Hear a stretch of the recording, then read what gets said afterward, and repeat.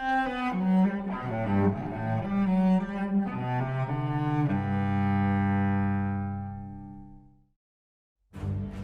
the scenario. Weapons-grade uranium is being secretly stored inside Pasqua Hall by the fictional government of Albonia, and a terrorist organization is trying to get it and blow it up.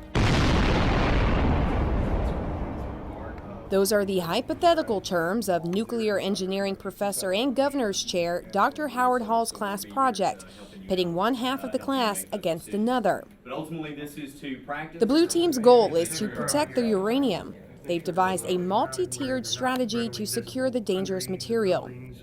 The red team is the bad guys. Their goal is to infiltrate the facility and detonate the material.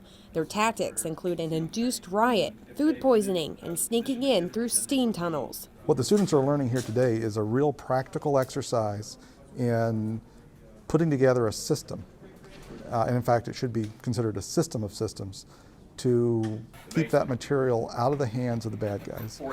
The class played out the scenario in the form of a tabletop exercise using a model of Pasqua Hall. The exercise took place at the Y-12 National Security Complex, a real-life weapons-grade uranium storage and processing facility in Oak Ridge. The fact that they could come here, conduct this exercise, see the HEUMF, even though we could only see it from the outside, really, I think, brings home to them the reality of this and the importance of this. It gives it an extra sense of realism that you're not just sitting in, a classroom somewhere where you've done everything else for the course. In the exercise, the two teams are separated. In one room, they strategize and debate what to do next. In the other, they make their move. We didn't really know what the defenses were. We didn't know how to infiltrate certain things. So you basically, it's like chess. You move something in anticipation that they're gonna react this way. The approach to the exercise is the same used by Y-12 to train security personnel all over the world. Moves are made using figurines, and dice are rolled to determine who gets shot and with which weapon.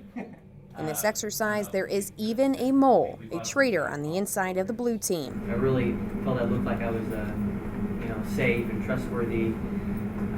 But the whole time I was diverting all the information from all of our meetings straight to the red team. All the while, Hall and nuclear security experts from Y-12 watched and analyzed the team's responses. It's a great liaison for us. What it gives us the opportunity to do is to meet with folks that we'll probably be working with in the near future, and ultimately one day probably working for. This is the first time Y-12 and UT Knoxville have collaborated in nuclear security education, and Dr. Hall is committed to making sure it won't be the last.